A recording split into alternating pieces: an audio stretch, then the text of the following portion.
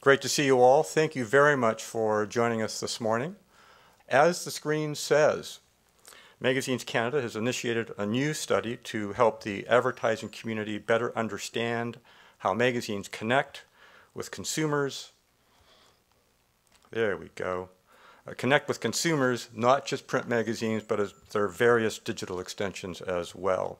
With the global and Canadian environments undergoing significant change, we felt it was increasingly important that media agencies, advertisers, as well as magazine media brands understand the impacts that various media channels have in a rapidly evolving consumer path to purchase. Our goal really is very simple. It's to uncover new information that everyone can use to create deeper consumer connections and to create better cross-media efficiencies for advertisers. And so we took a very media-agnostic approach, ensuring a balanced, representative snapshot of today's media realities. After all, when you think about it, magazine content is increasingly distributed across a wide array of media channels, including print, of course, but also web, tablets, mobile, broadcast, social, video, the list goes on. So, do we really care if somebody chooses to read a digital versus a print magazine? The answer is not so much. So, we're truly media companies today.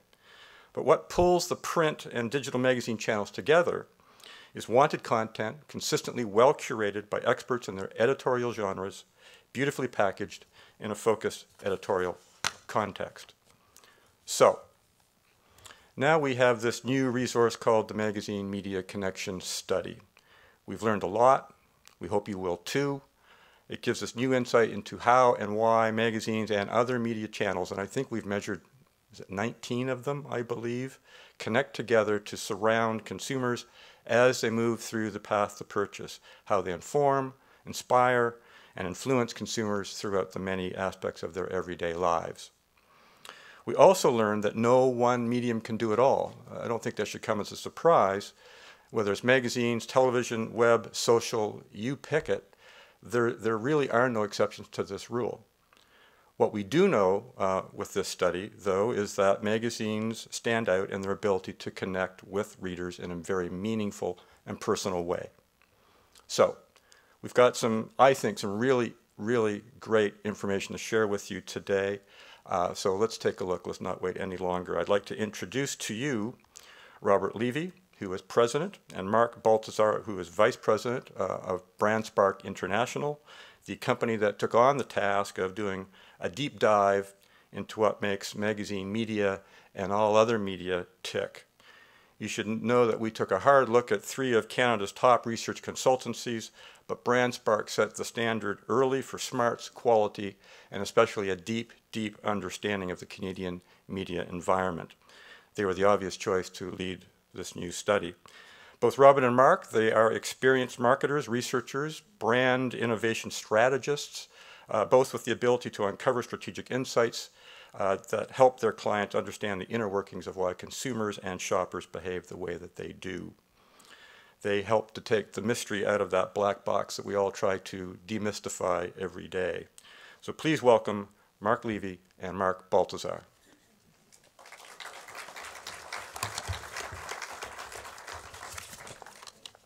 Too much time with Mark.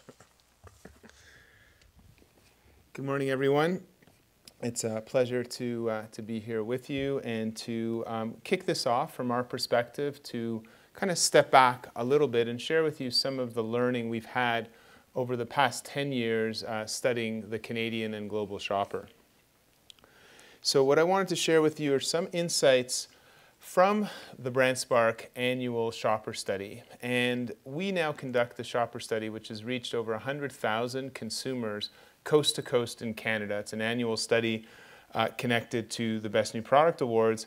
But this is even a subset of our global study, which now reaches over 270,000 shoppers across 12 countries. Because we think it's interesting to see, in terms of the media world, what's happening in other parts of the world in terms of perceptions and reality, and where do Canadians fit into the puzzle.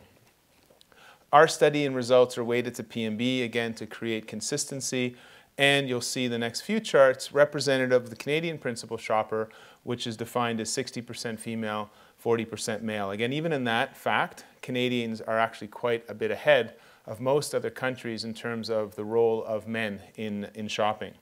So again, what was interesting for us in looking at this study and in designing this study in terms of going deeper is BrandSpark has always taken a cross-media approach to our work. Stems back from even when before we were a consulting company, we were actually a branding group inside a major corporation. So we were always looking at multiple media, ROI, effectiveness, and how do we get the best ROI and how do the medias work well together.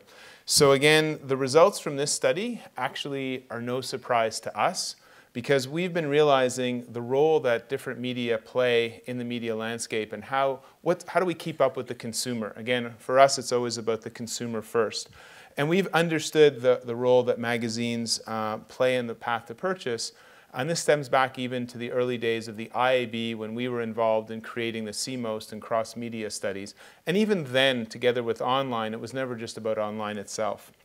So again, traditional media, including magazines, are still influential and will become even more influential as we start to experiment with mobile. What's interesting about mobile, I'm also privileged to be the current co-chair of the Canadian Mobile Marketing Association, where we see that mobile, what's different about mobile, and it's on everyone's radar screen, is it really interacts with other media. And this is one of the areas where we believe magazines have a very important role to play, and we're just at the early stages.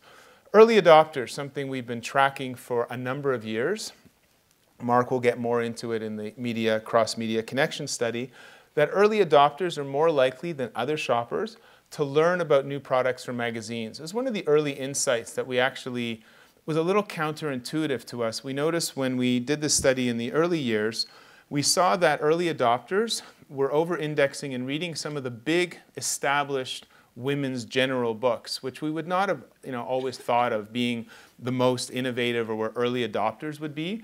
But they are, because again, if people are early adopters, they want to know about these new products first. They want to stay on top of trends, and they're the ones who will buy the magazines, will go online and search. So it actually makes sense, and we've seen that now consistently in every country that we've been doing our studies.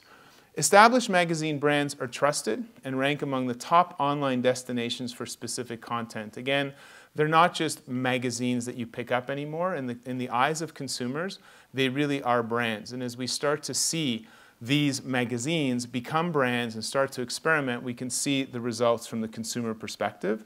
And as I said, the magazines are very well positioned to interact with mobile media. One of the ways we track this is we actually look at, from consumers' point of view, where do they pay attention to advertising? So this is, again, people who use the various media, the percentage that actually say they pay attention to advertising in the different media. And you can see that some of the traditional media not only have reach, but they also have the engagement with advertising. It's where consumers or shoppers are actually used to paying attention. And you can see that TV, direct mail, and magazines are in the top 3, and this can even change where in certain segments magazines will become more important, for example in a segment such as beauty, where there really is specific content that consumers are used to looking at. And you can see again the early adopters over-index even more with certain media, including magazines. When it comes to new products, something that's very important for marketers in terms of how to enter new products and how to launch them and how to break through. Again, we can see that TV and magazines are perceived as the most useful channels outside of retail and sampling to learn about new products. So traditional media or traditional marketing, such as sampling, flyers, direct mail, continue to be very effective with consumers. We've actually been doing a lot of talking about the flyer, for example, and the future of the flyer. There's a lot of interest around that. But for the moment, again, consumers are still using traditional media in terms of how to learn about new products as well as new media. Again, even more for the early adopters. Flyers are interesting just by way of example. in the general concept of, is print going away in all aspects and being replaced by digital? Often we heard a number of years ago, whether it was the flyer or newspapers or magazines, that everything was going to become digital. While digital has made inroads, even where consumers have a very easy choice to be completely digital, something like flyers, they continue to choose to rely on the traditional media of print, much to the chagrin of many retailers and marketers. But we actually realize that the current flyer, just like newspapers, magazines, as they reinvent themselves perhaps, will continue to have a role. One of the ways that we look at media, which is a little bit different, is we've asked consumers over a number of years, how do they consume media? Do they consume it the same way, or do they consume it differently? Often people talk about engagement or different kinds of terms. And so we've had this scoring for a number of years where we give consumers the choice to say, are you consuming magazines more for entertainment? It's on the left side of the line. Or are you consuming, when you read a magazine, are you looking more for information? So you can see magazines are to the left of the line. Newspapers are on the actual other extreme, that it's really mostly for information, which is why it's relatively easier to substitute, for example, online for a newspaper, unless there's another way that newspapers are being consumed. Television is more on the entertainment scale. Radio is a little bit on the entertainment scale between television and magazines. And the internet has been moving. It was actually started out, it's the one that's moved the most. It's actually started out more on the information side and has been moving steadily towards the middle as people are using YouTube and doing all sorts of things with video, etc. We're seeing that the internet is moving towards the middle. So again, for us, when we look at this, we say, cross-media and multiple media approach to different campaigns still makes sense in terms of what are the consumers doing, what's your target doing, and they're obviously consuming media differently. What's interesting about magazines and internet are the ones that are most in the middle, in that they have both information capabilities and they have entertainment capability. We see it, for example, in terms of the discussion around, are magazines more than just the magazines? Are they a brand? One of the ways we believe they're a brand is looking at the answer to this question, where we had an open-ended question in our survey asking consumers to tell us their favorite websites. So they had nothing to do with print, nothing to do with magazine. What are their favorite websites? And these were open-ended responses that we then coded. And these were the different categories. And again, what we've identified are all the spots where actually magazine brands came up spontaneously to an online digital question. For any of you that are interested in understanding more about this slide, we're happy to share also which are the titles and which are these brands that are sitting there in very strong positions. And we also believe that magazines are well positioned to bridge the gap from print to digital, following up on that. In terms of, for example, QR codes, still this whole area of how to get consumers to interact with mobile technology is evolving, and again, some people are doing it well, some people are not doing it that well. You have to think of it making it easy for the consumer and adding value, so when they actually spend some time, they're going to get something out of it. For the moment, in fact, people are most often scanning QR codes when they're sitting with a magazine. It makes sense. You have a little bit of more time, you're engaged with the subject matter, that's an opportunity. And we're starting to see some brands also, whether it's evolving on a tablet, making the experience engaging. We're also starting to see now the different media working together with mobile. So here's an example of a transit shelter campaign going on in Toronto right now. It's one of the first ever virtual stores that P&G has done with Walmart, in this case actually featuring the Best New Product Award winners, where you can scan and get these products delivered to home. What's interesting, if you look at the tagline, shop the best new products from the best place possible, home, well, you could just imagine this being a magazine ad, because you're at home, you're relaxed, you want to buy some things, there's a special offer or whatever, you now have the convenience of just scanning it at home, it gets delivered, done. Even more convenient, I think, than when you're standing, but I guess while you're standing waiting for a bus or a streetcar as well. We're also starting to see magazine brands evolve. This is an example from the US. Again, using the Best New Product Awards with Better Homes as an example, where they actually engaged bloggers, sent them products that had won a Best New Product Awards, got them to blog on digital media, and they were so excited to be working with a trusted brand such as Better Homes and Gardens. Then they turned it into a magazine feature, so this was actually the magazine advertorial that ran after just capturing what the bloggers had done. So again, a great integration of leveraging social online and creating a link with advocates, which Mark is going to talk a little bit about later. So we think we're just at the beginning. Again, there are some wonderful magazine apps, again, that Mark was sharing with me, where you can start to really see the benefits of interacting with the brand, both in print, but also along different ways, getting closer to the path to purchase. So just wanted to spend a few minutes with you sharing, again, some of our perspective from our kind of ongoing shopper studies that go on independent of this study and also globally, to say that really the results we've seen here, it gave us an opportunity to take our understanding but now go deeper, and Mark's now going to share with you the results from that deeper media connection study. So thank you. Good morning, everyone. Glad to see a number of you in the room, and yeah, really excited to share some of this exciting information that we have here. And as Robert and Gary mentioned, it's a unique opportunity for us, because we're able to share this proprietary study. Often the work that we do with clients we're not able to share to the public, but in this case we are. Fortunately enough, we do have the BrandSpark Shopper study that Robert shared with the group that we are able to share. So really excited, as there's some really interesting information coming out of the Media Connection study that we collaborated with Magazines Canada on.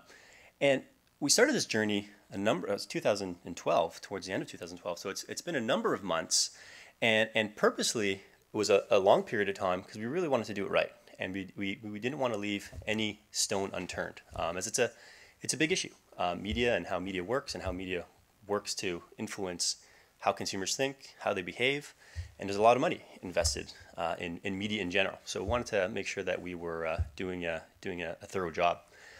The study, the process, and again, kind of why we embarked on this journey, really, we really wanted to answer 4 questions. And the first one is we wanted to understand who each media channel is connecting with. Beyond demographics, so we all have demographic information. Everyone has, age, gender, etc. We all have that information. There's ample kind of sources of information on specifically demographics. But we wanted to go beyond demographics, and start talking about and start seeing, specifically segments that advertisers and marketers are going after. So early adopters, influencers, and advocates, and we'll talk a little bit more about that. Which channels are best able to connect with those important consumers? And as Gary mentioned, and as Robert mentioned as well, we wanted to make sure that this was a media neutral study. So we looked at all channels, because again, we'd be foolish to think that it's just one channel that's going to power our brands. It's an omni-channel world, as we all know, and that's the lens that we wanted to take, and we did take. The second question that we strive to answer was how each channel connects with consumers. So we understand the who, and now it's the how. And the how goes beyond time spent, the reach of each channel, and the frequency of each channel. We have a lot of information on those metrics as well, but we wanted to figure out how is each channel connecting with the consumer at a deeper level, at an emotional level. And so we set out to do that as well, because the hypothesis that drove that question was that if we can better understand how channels and the content being delivered through these media channels are connecting with consumers, then we're better able to cater our advertising or cater a certain channel to work more effectively and efficiently in our campaigns. The third question, now this gets into kind of the path to purchase component. Once we understood kind of who we're reaching, the specific emotional connections that each channel has with consumers, how is each channel impacting consumers along the path to purchase? And we used a straightforward framework in this case, consideration. So what channels work best at getting brands into the consideration set? What channels work best at helping consumers during the evaluation stage? So Once they have a series of brands in their mind that they may purchase, then consumers are starting to look at, okay, now which one is best for me? So there's a little bit of research going on. So which channels help with that? And then of course purchase. And how does media work throughout those three stages of the path of purchase? And then the fourth question, aside from all the other channels, what's the role of magazines? And how does magazines fit into the path of purchase? How do magazines work synergistically with other channels? And how can we leverage this channel more efficiently? Okay. So as I mentioned, this was, again, a process that went over a number of months. We didn't want to leave any stone unturned. And so I'll give you a quick idea of the process that we went through. So before speaking to consumers, we wanted to talk to the industry. Specifically media planning agencies in Canada. So we spoke to a number of the top executives at media planning agencies in Canada, as well as some marketers. So we had some roundtables, we had one-on-one interviews, and the purpose of that was really to get the perspective of what's on their mind, what's on your mind. What questions do you have about media? What questions do you have about magazines? What are your worries? What keeps you up at night? So we wanted to make sure that we had that before going in to develop the study, to make sure that we're capturing all stakeholders' hypotheses and questions going through the process. Before going to, where I'm going to end with this is there's a large quantitative study where I'm going to spend most of my time. But before getting to this quantitative study, we wanted to make sure, again, that we were designing the right study and measuring the right things and using the right frameworks. So before going forward with the development of a large quantitative study, we had some qualitative interviews with consumers and leveraged BrandSpark's ChatSpark qualitative exploration techniques to talk to consumers in three categories. So we focused on auto, beauty, and the food category, so consumer packaged goods, food, and to try to understand how do they use media channels. What do they see as influencing their purchase behavior or even just perceptions? And we wanted to make sure that we had an understanding using the right language before moving forward. And then the last stage, where I'm going to spend most of my time today, was the quantitative path to purchase study, which is a fairly robust quantitative study. In total, we spoke to 3,000 Canadians. And as Gary mentioned, we wanted to make sure that we weren't biasing the methodology towards any one specific channel, right? So we made sure that we had users of all the major media channels.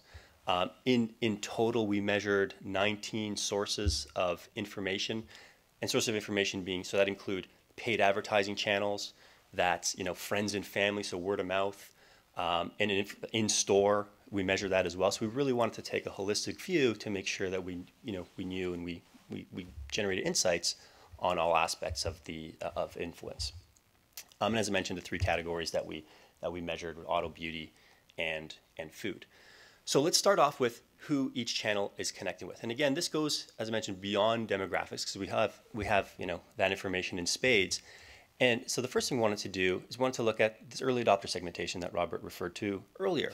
And early adopters, and we've been measuring this for 10 or so years now, and with very consistent results, and we have a good understanding of the early adopters. And early adopter is someone who actively seeks out new products. Now, an early adopter changes by category. So some of you may be an early adopter in tech, or some of you may be foodies or fashionistas or beauty early adopters. So depending on the category, the early adopter does change. So we wanted to make sure that in the study because it's important for yourselves as marketers and agencies to build campaigns and reach and resonate with these consumers. Because if you can hit them within the first 6 months of a product launch and you can do a good job with the early adopters, and typically that's in at the end of year one and going to year two, that product will at least hit some successful thresholds. So it's critical at the outset to reach that basic consumer. The second group that we look at, and there is some overlap, but they are slightly different, are the influencers. Now these are people, and you know these people, maybe you, depending on the category. These are people that you ask for information about. So your friends or family. They're experts in a specific category. They provide advice. They have a lot of information. They read a lot about certain product categories. So it's important to also when developing campaigns, that you're reaching this consumer as well, because they're more likely to spread positive word of mouth. And so it amplifies the effects of your media investment. So it generates some greater ROI if you can reach not only your early adopters, but also connect with influencers as well of your category. Again, it changes by category.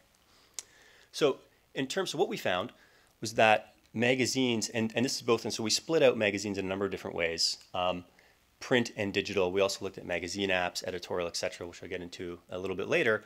But what we found right away was that magazines, print and digital, over-indexed amongst these segments. So they're better channels to reach the early adopters and reach the influencers. And now, as Robert mentioned, we've been seeing this, ever since we started the early adopter segmentation and creative segmentation and been tracking media. So it wasn't a surprise to us that these channels did rise to the top in terms of being able to efficiently reach the early adopters and influencers. And these people are the advocates. So these are your brand advocates, essentially. And why they're important is because they do amplify your media investment. If you can hit them, you're not only communicating to them, but you're communicating to their friends and family, because they're going to be more likely, and they're very likely than most, to go talk about a brand, talk about a specific product. They would prefer to actually recommend a specific brand versus just kind of a product in general. Some recent research coming out of the University of Rhode Island. They did a big study on advocates and the role of advocates and kind of what they mean to marketing. Is not only are they more likely to be active on social media, and they're very active on social media, but they're more likely than anyone else to grow their network. So they're active on social media, not only to talk to their own friends and family, but they like to talk to other people as well. And in fact, they're more likely than anyone else to spread positive word of mouth about a brand or a product experience that they've had to people outside of their circle. So they truly are amplifiers of media investment. And so important to be able to reach them and communicate with them through your campaigns. The next question that we aim to answer and address was, how is each channel connecting with consumers? So again, this goes beyond the time spent, the reach and frequency, and really looks at how does each channel connect emotionally to consumers, knowing that if we can connect emotionally with consumers, and they'll be more receptive to advertising in that channel, and if they're more receptive to advertising in that channel, then more likely to be persuaded to think the way we want them to think, or behave the way we want them to behave, and essentially kind of purchase our products or services. So to do that, we created what's called a media connectivity model. And essentially there's 3 stages and 3 components to this media connectivity model that help us kind of describe this connection that consumers have. The first stage, or the first component of media connections, or connections that media channels have with consumers, is relationship. And relationship is essentially, how engaged are consumers with a specific channel and its content. When they spend time with each of these channels, do they feel that it's time well spent? So, is it just a waste of time, or they actually, do they feel inspired? Is it time well spent? So the time value for consumers is important in this aspect. And relationship is also about trust, right? So do they trust the information or content, it can be advertising, whatever it may be, coming from that channel? And there's big differences, as we'll see, by channel. The second component of this media connectivity model is receptivity. So yes, you can have trust, and there's engagement, and there's, you feel good about spending time with each channel, but how open are they to the content, to the advertising within each channel? So how receptive are they to any communication coming from that specific channel? So that's an important part of this relationship with media. And of course, leading to the third component is persuasion. So how persuasive is the content or advertising in these channels to get someone to think the way you want them to think and behave the way you want them to behave? So we'll take a look at, we'll first start off with the 3 traditional channels. So we'll look at magazine print, general online, so general websites, so outside of magazine websites, and then TV along these metrics. So for each of these components of the media connectivity model, we had a number of different metrics that kind of laddered up or created these these factors, I guess you could say. But these ones here are the top kind of contributing ones. So the first one, feeling engaged. How engaged does someone feel with each of these channels? Then we'll look at has my full attention, how relevant ads are, or how relevant do consumers perceive the ads from these channels, and then do people feel that advertising in these channels are a good part of the experience? So in terms of engagement, versus online and TV, magazines has a slight edge. Very close with TV. So consistent with TV, maybe a little bit stronger, definitely stronger than online in terms of engagement. And we've seen this before. When spending time with a magazine, you're less likely to be multitasking and you're much more focused on the task at hand, which leads to a channel that has my full attention. So we start to see a gap starting to be created between magazines, definitely with online, TV as well. The gap starts to widen as you move closer to persuasion and actual purchase. And then in terms of relevancy of the ads, so in magazines versus online specifically, consumers perceive that the ads are much more relevant. And I have an audio clip which I'll share with you in a second from our ChatSpark interviews that talks to that, an actual consumer clip. And it's because, and the reason why the relevancy scores are higher is because it's perceived to be in context. So consumers perceive that the ads within magazines are related to the content that surrounds it. So they're much more open to, and it's almost advertising, almost an extension. In fact, most consumers believe that it's part of the content. They do see it as advertising, but it's connected with the surrounding content. And so that's why relevance increases. And then ads are a good part of the experience. You can see, again, the gap continues to widen with online as you get closer to purchase. So I'll play a clip now. This is about a minute and a half audio clip from an interview that we conducted with one consumer. So we conducted 15 interviews across the country. This is just one clip that speaks to this dynamic that we're seeing here amongst the 3,000 people that we interviewed. No, it's part of the magazine. Sometimes they can be entertaining. I don't find them too much of a hassle or anything. I just think it's part of the overall experience of the magazine. Sometimes they're useful. Well, in terms of like the recipes or the coupons or just finding out about something new, getting a new idea, that kind of thing. I think they're better than TV commercials. Probably less intrusive. They're just kind of there. You can look at them or not as much as you want to while you're looking at the magazine. Or sometimes they complement what you're reading in the magazine. They might be on the same theme. Like if you're in the food section, the ad might be for some kind of food, so it might be kind of relevant. Whereas TV is just kind of random. Online, I think, is more of a pain and more of a distraction. You're just trying to get rid of them, get them out of the way to get wherever you're going. I don't really enjoy online ads as much or find them as useful. Because sometimes an online ad might be a pop-up or something that's like coming right across what you're doing and you have to like close it down or get rid of it. Or it's something that's like flashing on your screen. It's taking your attention away from what you're doing. But I feel like the ads kind of fit more in with what you're reading in the magazine. They might be along the same theme or less distracting. They're there. You can look at them if they catch your eye or not if they're not something you're not interested in. Okay, so just kind of wraps up what we've been seeing. So we heard that, and we wanted to make sure that, well, we heard it from a number of consumers, and then we tested that quantitatively and saw the same thing when we interviewed 3,000 people, as I showed in the previous chart. So that's print aspect, but of course there's the digital side of magazines, and so we took a deeper look at that as well. So along the same continuum, we now wanted to look at digital magazines. So digital magazines in this case could be websites or apps.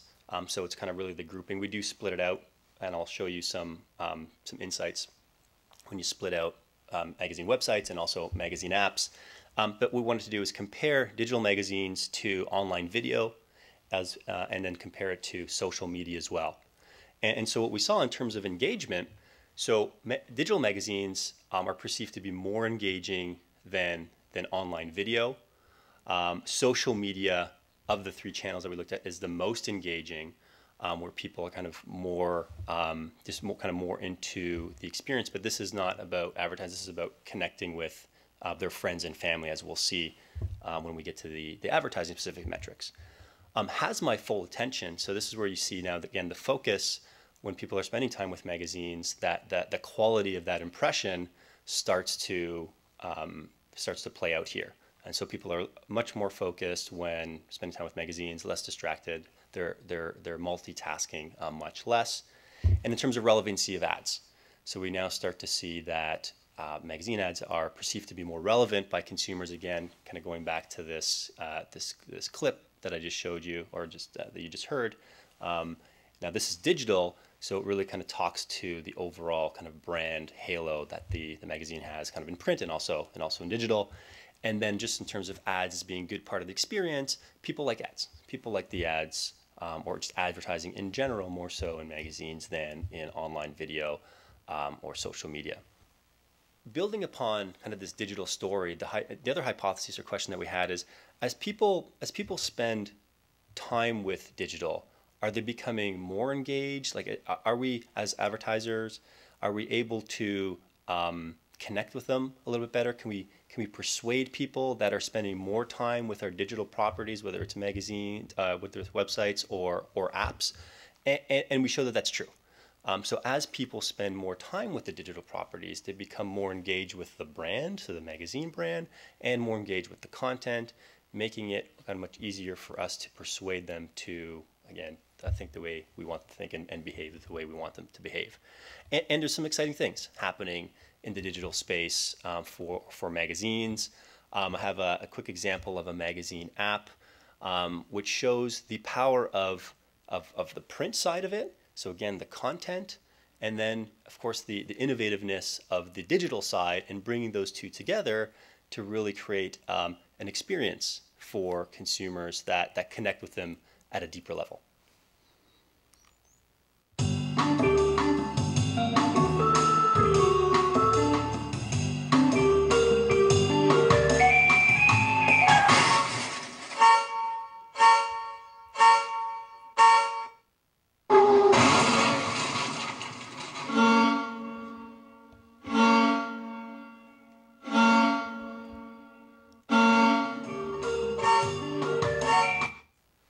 Has anyone seen this before? Is this new? So you can see, this is an auto magazine out of Europe, and this was an advertisement for auto insurance, and just the playful nature, really taking advantage of the medium to engage with the consumer a little bit more. Now, so this is just the tip of the iceberg, with the digital side of magazines and apps, and really combine the power of both, the brand side, the content side of print, and bring it together with digital. So the third question, as I referred to earlier, that we wanted to answer, was what is the role of again, media, again, all channels, along the path to purchase. And to do this, we wanted to focus on three specific categories to get a little bit more granular, to get a little bit more in depth. And so again, beauty, auto, and food we focused on, and all channels. So it wasn't just magazines. We looked at all channels, as you'll see, and then really how do magazines play within that space, and how can we leverage it and generate the synergies that it has, or take advantage of the synergies that it has. And so the model that we looked at, and I referred to it a little bit earlier, was a fairly straightforward framework for this in this study. Our path to purchase framework consisted of 3 stages. So number one, kind of the first stage, consideration. So this is where brands get into the consideration set, where awareness is starting to be built if consumers aren't aware of the brand previously. It's really answering the question for consumers, what's available in the category that I'm about to purchase in, or I'm interested in. The second stage is evaluation. So now I have a bunch of options. I have a bunch of brands that I'm aware of that could meet my needs. Now I want to get a little bit more specific, and I want to determine what's better. So more comparison happening, more research happening here. Now, depending on the category, this stage could, this could be, 3 to 6 months in automotive. For beauty, it could be a day, it could be a week. It could be talking to a friend for 5 minutes, right? So depending on the category, the length of these stages do vary. For food, it may be very quick. It could be, seeing an ad, okay, in my consideration set, on my list, go to the store and buy. So it really depends. And then the third stage, of course, is, answering the question, what is right for me? What am I going to purchase? And it's essentially the purchase stage of the process.